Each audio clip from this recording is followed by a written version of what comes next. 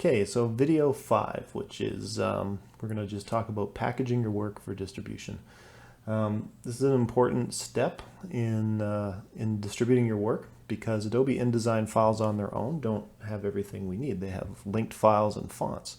So if we want to be able to distribute our files so that other people can work with our Adobe InDesign work, or you want me to look at your work in progress, you're going to need to package up the file. You can't just simply upload your saved Adobe InDesign file or book. You need to package it. So step 1, go to the file menu. Step 2, go down to the package button. Okay. So the summary, this is going to tell you if you're missing any file links or whatever. Typically you're going to just see, you can sort of go through, but you should know that, I mean, you're going to know stuff's missing, but you just want to see 0 missing. That's what you want. And you want to see 0 modified, 0 missing, 0 inaccessible. So all the links in this file. So this sample kind of cover graphic that I had, just packaging it together. You know, fonts, I'm going to put together a separate video about fonts and where they come from, but you do want to see status, okay, okay, okay, and you want to see protected, no, no, no. Type, open type, true type, either or works good, but we'll talk more about selecting your fonts in the next video. Links and images, we want to see the status. This just tells you where they are. 4 images are used here.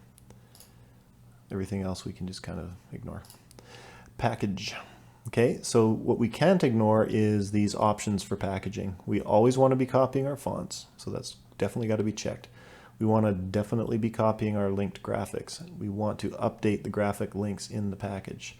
We don't want to check document hyphenation exceptions. We don't want to include fonts and links from hidden or non-printing objects. We do not want to include an IDML, and we do not want to include a PDF for print. We are just packaging up just the InDesign, just the stuff we need. All this stuff is just extra garbage that takes longer time. There's a time and a place for it, but it's pretty uncommon. You don't need to. Okay, so I'm just going to choose a name of a folder. So what packaging is doing is it is making a copy of all your work in progress. So it is purely for distribution, or maybe for backing up your work in progress in case you aren't sure what revision or direction you're going to take. It's like a snapshot or a backup. So for distribution, when you're working, this is what the concept development folder is all about. And you just kind of want to save your snapshot. So you're making a folder that InDesign is now going to make copies of your links and your fonts and the main InDesign file or files if you're doing a book, and it's going to put them into this folder. So I'm just going to, you know, cover concept rev 1, we'll just say. That's what I'm just going to call it. So hit the package button. Goes and copies your stuff, so it copied all those files. So let's go back over now to my hard drive, to my project drive, and go to where I packaged up this file sets.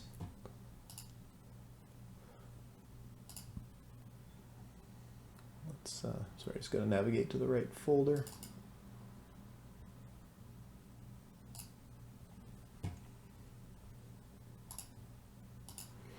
Okay, so there's the folder where I target it. So that's the copy that I made.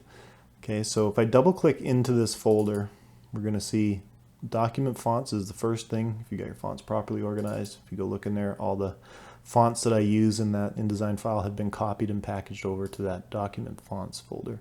Similarly, the links is going to be all the related graphics. So these 3 JPEGs that are on the cover design. So these are copies of them, and also the sample document InDesign.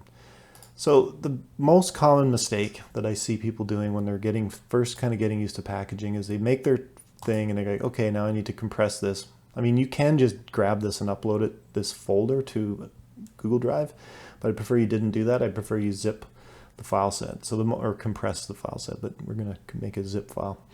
So the number one mistake, 9 times out of 10, you people who are new to the process, they just zip this folder up. They go send to, compress zip folder, done. Please do not do that. Double click into the folder. We just want these folders. It's just an extra layer that doesn't make any sense in the zip structure, so let's just make it easy. So go into your package folder result set, select everything, right click if you're on a Mac or whatever, but whatever the compression process is between Mac to PC for you, but most of us on Windows, right click, compress zip folder.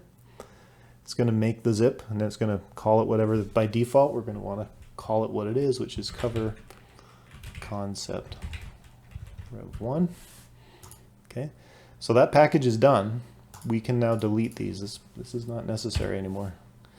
That's just a copy of our work, and we've made a zip as it is. So then this zip folder is what gets uploaded to Google Drive. Okay, so I'm just going to do that just to walk through the process. I'm going to go to my Drive folder.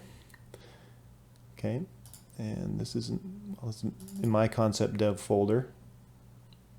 All right, magazine redesign. I'm going to go to my local, upload that. Okay, so that zip file, then you can get the link, share that link, distribute it, anyone with the link can view. And then you copy that link, and that's how you can distribute it in an email or chat or whatever. But because we're all in a shared common Drive folder, I can go into your folder and download that zip file. So once that's done, you can also just delete it here too. You don't need to keep that copy anymore. That zip is kind of backed up on Google Drive, and as long as you leave it there, that's sort of your work in progress backup. So then delete this package folder. I mean, I sometimes will keep a couple of history versions of my zips if I want to, but it's just going to take up space, and bigger projects can be pretty big file sets, so you don't want to be keeping a bunch of junk around. It just adds to the confusion. So once you've made your zip file, packaged it, and uploaded it, then you're good to go.